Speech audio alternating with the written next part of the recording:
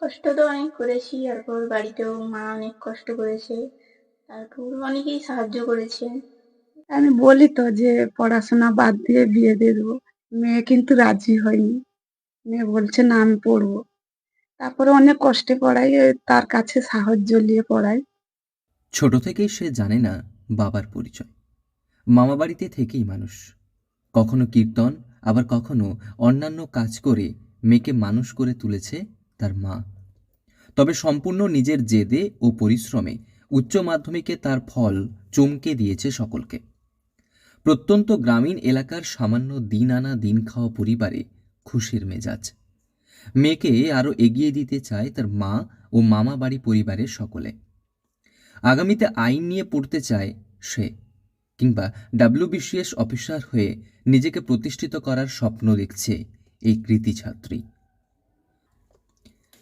জন্মের পর থেকে বাবাকে দেখেনি, মায়ের সঙ্গে মামার বাড়িতে থাকে মেয়ে। অভাবের সংসারে নুন আনতে পান্তা ফুরোনোর অবস্থা। সামান্য একচালা ছিটে বেড়া বাড়িতে থাকে। মামা মামিদের আদর যত্ন, দাদু দিদিমার স্নেহ পেয়ে 17টা বছর কাটিয়েছে। তবে তার লক্ষ্য বড় হয়ে সমাজে প্রতিষ্ঠিত হওয়া।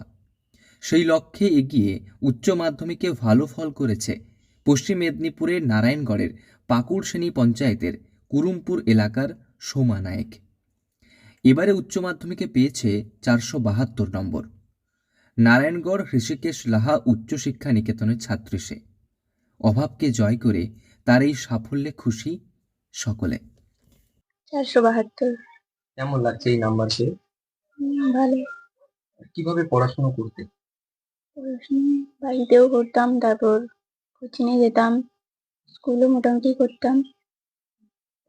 কতটা কষ্টের মধ্যে দিয়ে পড়াশোনা করতে? কষ্ট তো অনেক করেছি, তারপর বাড়িতেও মা অনেক কষ্ট করেছে, তারপর অনেকেই সাহায্য করেছে।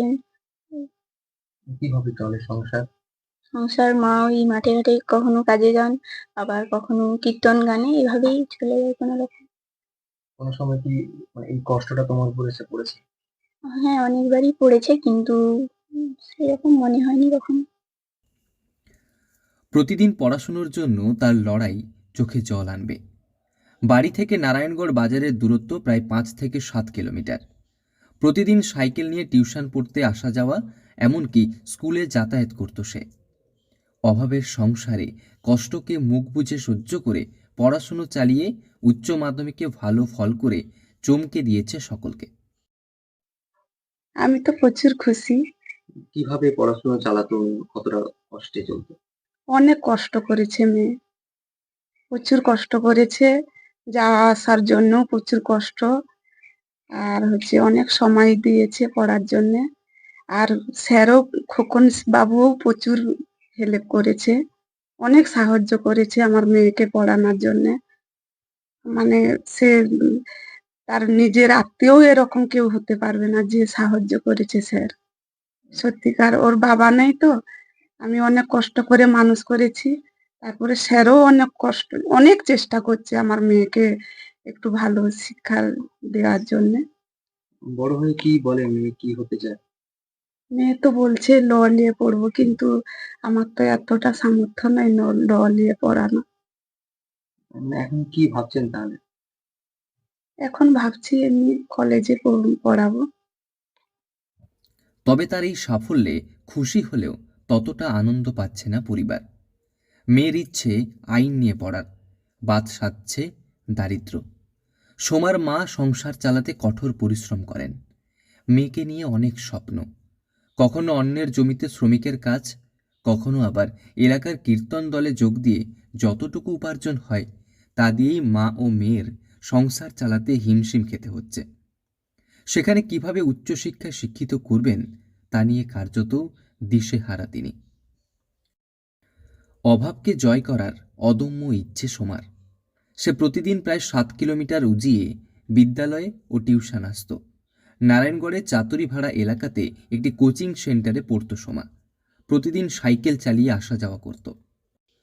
সোমা এবং তার পরিবার জানাচ্ছে শিক্ষকেরা অনেকটাই সহযোগিতা করেছেন, নইলে পড়াশুনো করতে পারত না সে।